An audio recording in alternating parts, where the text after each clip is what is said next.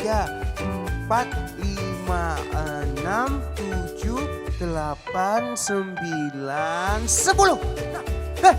Kalian kok nggak sembunyi? Oh iya, karena kita mau memuji Tuhan ya. Wah, adik-adik di rumah, yuk sama-sama kita memuji Tuhan yuk.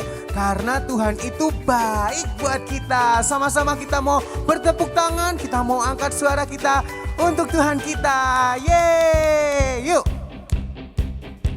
Sama-sama tepuk tangan ya.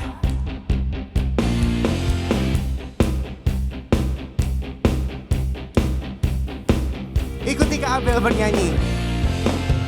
Tiada berkesudahan kasih setiamu Tuhan, selalu baru rahmat-Mu bagiku.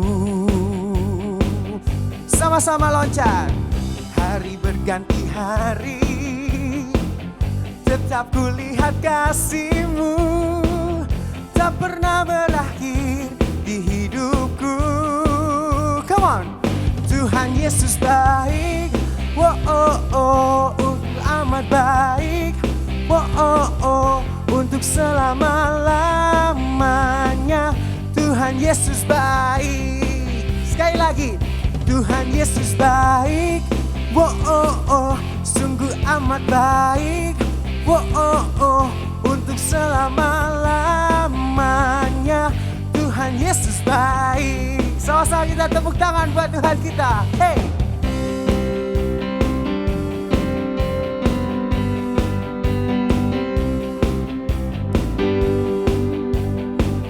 Tiada berkesudahan kasih setiamu Tuhan, selalu baru rahmat-Mu bagiku. Kita loncat yuk. Hari berganti hari, tetap kulihat kasih-Mu, tak pernah berakhir di hidupku. Tuhan Yesus baik, sungguh amat baik, untuk selama-lamanya. Tuhan Yesus baik. Sekali lagi, Tuhan Yesus baik, sungguh amat baik, untuk selama-lamanya. Tuhan Yesus baik.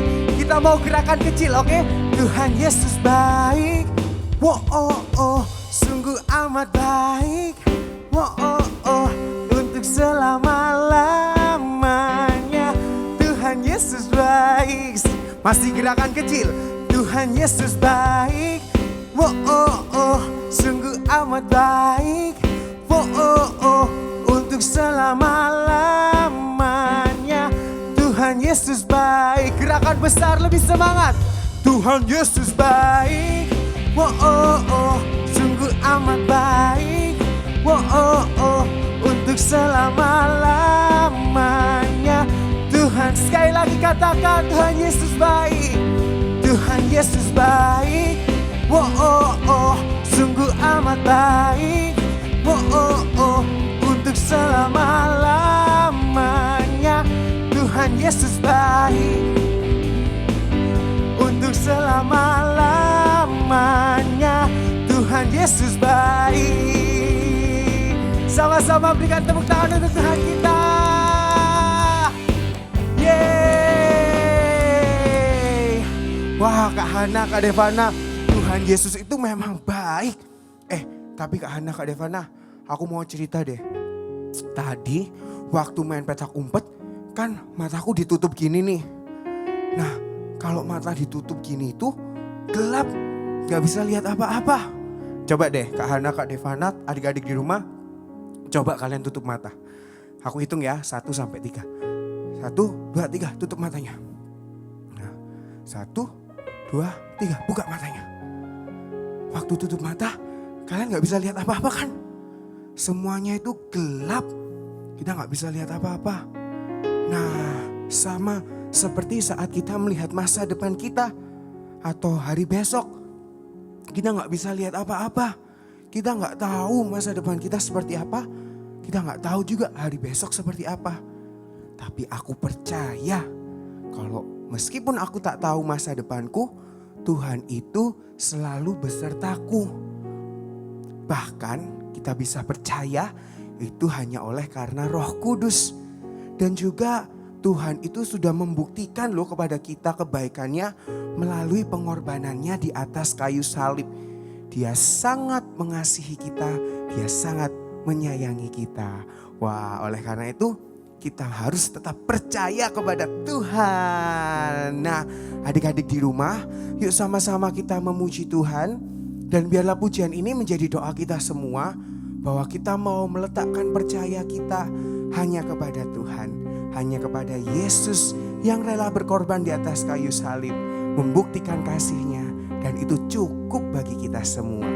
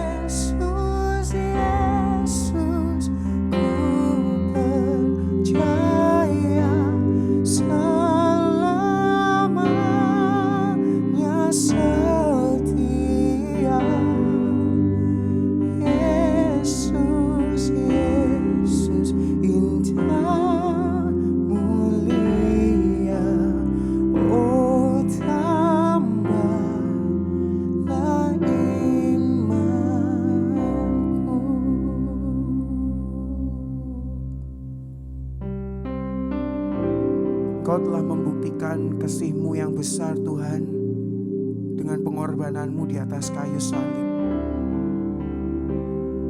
Engkau yang gak berdosa, rela menebus kami yang berdosa, supaya kami bebas dari dosa. Dan biarlah hidup kami selalu memuliakan-Mu Tuhan. Biarlah dalam hidup kami, dalam langkah yang kami ambil hari demi hari, meskipun kami gak ngerti apa yang ada di depan kami, bagaimana masa depan kami, tapi biarlah kami tetap percaya kepada-Mu Tuhan. Karena Engkaulah sumber pengharapan kami. Terima kasih Tuhan, terima kasih. Hanya di dalam nama Tuhan Yesus kami berdoa. Amin. Halo adik-adik semua, wah terima kasih ya tadi sudah ikut memuji Tuhan bersama-sama. Nah adik-adik di rumah, tahu nggak Kak Abel pegang buku apa ini? Ya betul sekali, ini adalah Alkitab. Nah sebentar lagi kita mau mendengarkan firman Tuhan. Kita mau siapkan Alkitabnya. Yuk Kak Abel mau hitung ya 1 sampai 10. Kalian boleh siapkan Alkitabnya. 1, 2, 3, 4, 5, 6, 7, 8, 9, 10. Yang sudah bawa Alkitabnya, coba angkat Alkitabnya. Wah, menunjukkan kalian sudah siap. Alkitab, Alkitab, bukunya Tuhan. Alkitab, Alkitab, buku kesayangan. Ku punya Alkitab, ku punya Alkitab. Ini firman Tuhan, ini Alkitabku.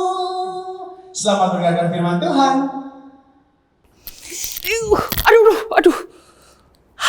Wah, halo adik-adik. Wah, aduh, kepala Kak Rizka sakit nih. Kak Rizka ini terlalu bersemangat nih karena minggu ini Kak Rizka bertemu lagi dengan adik-adik semuanya. Wah, puji Tuhan ya. Kita sudah berada di tahun yang baru, yaitu tahun 2021. Kita sudah berada juga di minggu kedua. Wah, kita patut merayakannya. Karena apa? Berarti kasih karunia Tuhan selalu menyertai hidup kita. Nah adik-adik, Kak Rizka punya pertanyaan nih. Siap-siap ya? Oke. Kalian tahu nggak nama lengkap kalian? Apa? Oh, ada yang nggak tahu ya? Kalau nggak tahu coba kalian tanya mama papa. Atau tanya kakak. Oh, ada yang tahu ya? Apa nih nama lengkapnya?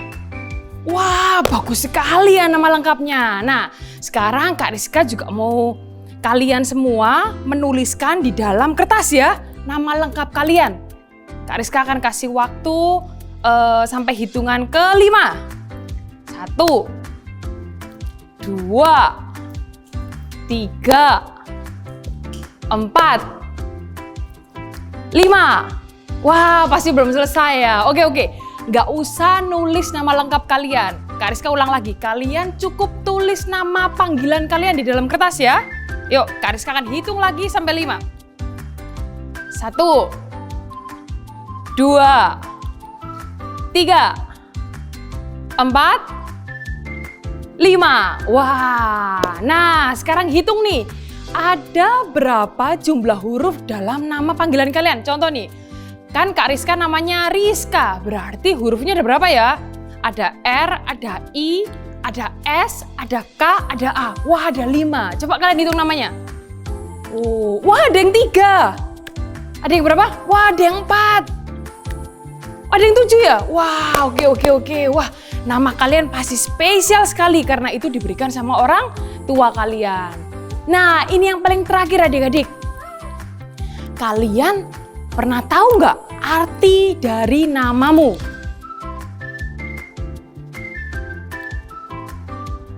Belum ya? Oh, oke, nggak apa-apa. Nanti setelah ibadah ini selesai, kalian bisa tanya sama mama papa. Ma, pa, apa ya arti namaku? Gitu ya. Dan kalian bisa ingat-ingat kenapa nih mama papa memberikan nama itu kepada kamu. Nah adik-adik, hari ini kita akan belajar bahwa Allah memberi pesan kepada seseorang tentang kelahiran 2 bayi yang spesial melalui malaikatnya. Dan mereka diberi nama yang sangat spesial juga dari Allah. Kira-kira apa mereka percaya ya kepada pesan Allah itu? Nah, kalau kamu bisa nggak nebak siapa nama bayi itu? Oke, kalau gitu kita check this out ya. Kita akan simak Bible Story minggu ini. Adik-adik, kita baca Alkitab dari Lukas pasal 1 ayat 8 sampai 13. Kak Weni tunggu ya. Kita baca sama-sama ya adik-adik. Pada suatu kali, waktu tiba giliran rombongannya, Zakaria melakukan tugas keimaman di hadapan Tuhan. Sebab ketika diundi, sebagaimana lazimnya, untuk menentukan iman yang bertugas, dialah yang ditunjuk untuk masuk ke dalam bait suci dan membakar ukupan di situ. Sementara itu seluruh umat berkumpul di luar dan sembahyang. Waktu itu adalah waktu pembakaran ukupan. Maka tampaklah kepada Zakaria seorang malaikat Tuhan berdiri di sebelah kanan mezbah pembakaran ukupan. Mezbah hal itu, ia terkejut dan menjadi takut. Tetapi malaikat itu berkata kepadanya, "Jangan takut, hai Zakaria, sebab doamu telah dikabulkan dan Elisabet istrimu akan melahirkan seorang anak laki-laki bagimu dan haruslah engkau menamai dia Yohanes."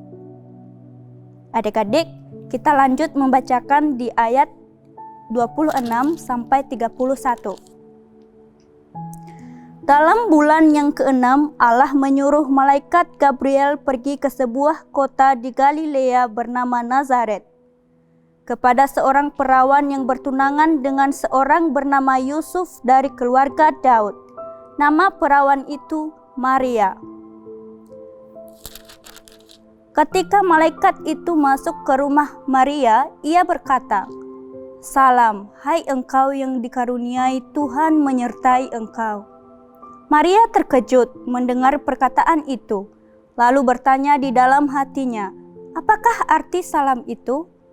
Kata malaikat itu kepadanya, "Jangan takut hai Maria, sebab engkau beroleh kasih karunia di hadapan Allah. Sesungguhnya engkau akan mengandung dan akan melahirkan seorang anak laki-laki, dan hendaklah engkau menamai dia Yesus." Demikian. Tuhan mengutus malaikat kepada seorang imam bernama Zakaria yang berada di Yudea. Ia adalah seorang imam. Dia tinggal bersama istrinya yang bernama Elisabet. Mereka mengasihi Tuhan dan taat kepada firman-Nya. Tapi mereka tidak memiliki anak, padahal usia mereka sudah tua. Suatu hari, malaikat Tuhan tiba-tiba datang kepada Zakaria yang saat itu sedang melayani di bait suci di Yerusalem. Zakaria menjadi sangat takut saat tiba-tiba ada malaikat yang bernama Gabriel berdiri di sampingnya dengan pesan bahwa Zakaria dan Elisabet akan mempunyai anak dan anak itu akan dinamai Yohanes. Jangan takut hai Zakaria, sebab doamu telah dikabulkan, dan Elisabet istrimu akan melahirkan seorang anak laki-laki bagimu. Dan haruslah engkau menamai dia Yohanes. Engkau akan bersuka cita dan bergembira. Ia akan membuat banyak orang Israel berbalik kepada Tuhan Allah mereka. Zakaria tidak percaya akan pesan Tuhan. Zakaria meragukan pesan Tuhan ini, sehingga ia menjadi bisu sampai anak yang dijanjikan itu lahir. Bagaimanakah aku tahu bahwa hal ini akan terjadi? Sebab aku sudah tua dan istriku sudah lanjut umurnya. Jawab malaikat itu kepadanya, Akulah Gabriel yang melayani Allah, dan aku telah diutus untuk berbicara dengan engkau dan untuk menyampaikan kabar baik ini kepadamu. Sesungguhnya, engkau akan menjadi bisu dan tidak dapat berkata-kata sampai kepada hari di mana semuanya ini terjadi, karena engkau tidak percaya akan perkataanku yang akan nyata kebenarannya pada waktunya. Lalu tak lama kemudian Elisabet mengandung seperti yang diberitakan oleh malaikat itu. Beberapa waktu setelahnya, Tuhan juga mengirim pesan kepada perempuan yang bernama Maria. Maria berada di sebuah kota di Galilea yang bernama Nazaret. Maria sudah bertunangan dengan Yusuf dari keluarga Raja Daud. Suatu hari tiba-tiba malaikat datang kepada Maria memberitahukan bahwa dia akan menjadi ibu dari sang penyelamat yang dijanjikan Tuhan. Dan anak itu akan dinamai Yesus. Adik-adik bisa baca di Lukas 1 ayat 28 sampai 38. Salam hai engkau yang dikaruniai, Tuhan menyertai engkau. Maria terkejut mendengar perkataan itu. Jangan takut hai Maria, sebab engkau beroleh kasih karunia di hadapan Allah.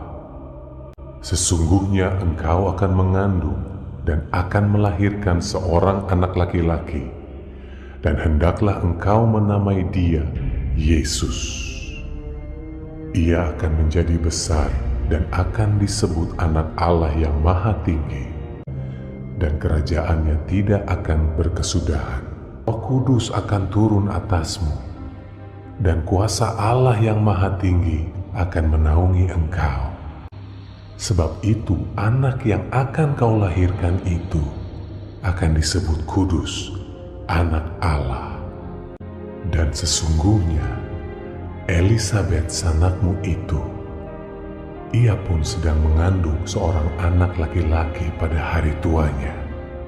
Sebab bagi Allah tidak ada yang mustahil. Namun Maria bingung bagaimana itu bisa terjadi. Saat itu Maria masih belum menikah. Dan hal ini bukan karena Maria nggak percaya loh.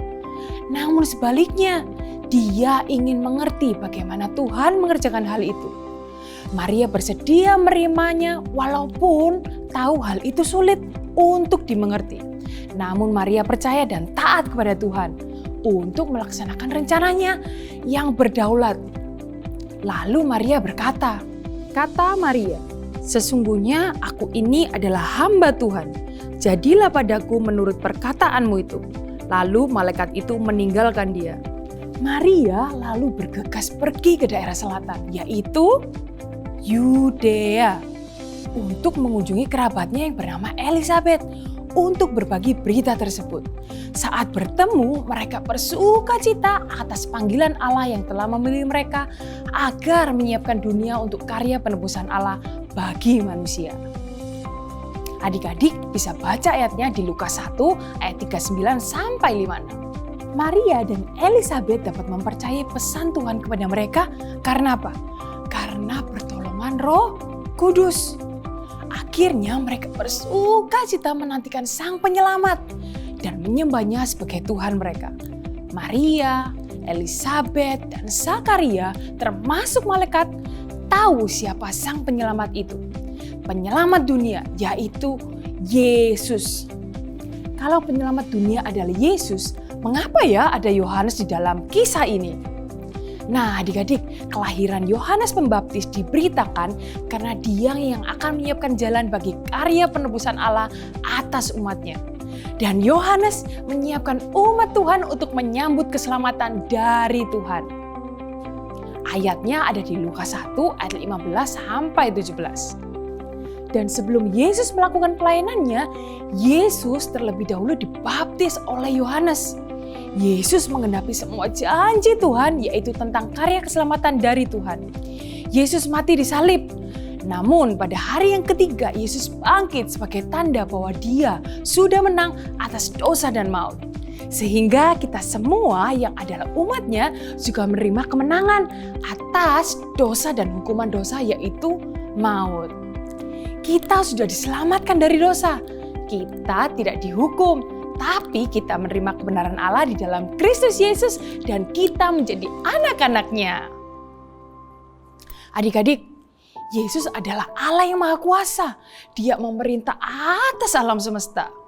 Dia datang ke dunia, dialah kabar baik bagi dunia ini. Kita harus bersukacitakan hal ini. Adik-adik, dalam hal ini kasih Allah dinyatakan di tengah-tengah dunia. Yaitu bahwa Allah telah mengutus anaknya yang tunggal ke dalam dunia. Supaya apa nih? Supaya kita hidup olehnya. Dia mengutus anaknya untuk mati di kayu salib demi menebus hidup kita dari dosa dan hukuman dosa. Menebus adik-adik yang di rumah dan menebus Kak Rizka, bahkan semua kakak-kakak, bahkan orang tua kita. Dia mengutus anaknya untuk menyelamatkan kita semua. Dia melakukan itu semua karena sangat mengasihi kita. Ini adalah karya terbesar dan ini adalah berkat luar biasa di dalam hidup kita. Nah adik-adik, setelah kita mendengarkan firman Tuhan tadi, Mari kita sama-sama berdoa. Kita mau bersyukur, kita minta kepada Allah untuk memampukan kita. Seperti Roh Kudus memampukan Maria mempercayai pesan Allah dan memampukan Zakaria, kita juga mau minta kepada Allah supaya kita selalu dimampukan untuk kita dapat percaya selalu kepada Allah. Terima kasih Tuhan untuk hari ini. Kami sudah mendengar kabar baik, yaitu Engkau telah mengirim pesan, di mana itu adalah pesan kedatangan Juru Selamat, penyelamat kami. Terima kasih Tuhan, Engkau sudah menyediakan keselamatan bagi setiap kami. Bantu kami untuk selalu mempercayai-Mu. Bantu kami untuk kami selalu hidup, taat, mempercayai kebenaran-Mu. Terima kasih Tuhan untuk semuanya yang Kau berikan kepada kami. Terima kasih untuk orang tua, terima kasih untuk kakak, untuk adik, untuk keluarga besar kami. Kami juga terima kasih untuk guru kami, untuk semua kakak Gibeon Kids. Bantu kami setiap hari Tuhan untuk kami hidup selalu menyenangkan hati-Mu. Di dalam nama Tuhan Yesus, kita sama-sama katakan, amin. Halo adik-adik, kita akan menghafal ayat hafalan bersama Kak Weni. Ayat hafalannya terambil dari 1 Yohanes pasal 4 ayat 19. Kita mengasihi karena Allah sudah lebih dahulu mengasihi kita. Sekali lagi adik-adik, kita mengasihi karena Allah sudah lebih dahulu mengasihi kita. Nah adik-adik sekarang kita akan menghafal dalam bahasa Inggris ya. Ayatnya ada di 1 John 4 verse 19. We love because He first loved us. Once more. 1 John 4 verse 19. We love because He first loved us. Adik-adik, jangan lupa untuk selalu 4M. Apa ayo yang pertama? Yaitu memakai masker dan menjaga jarak. Setelah itu rajin mencuci tangan. Dan ada 4 yang terakhir. Apa itu? Selalu membaca Alkitab setiap hari. Karena firman Tuhan yang akan menuntun kita dalam kehidupan ini. Dan membantu kita untuk mengenal Tuhan lebih lagi. See you. God bless you.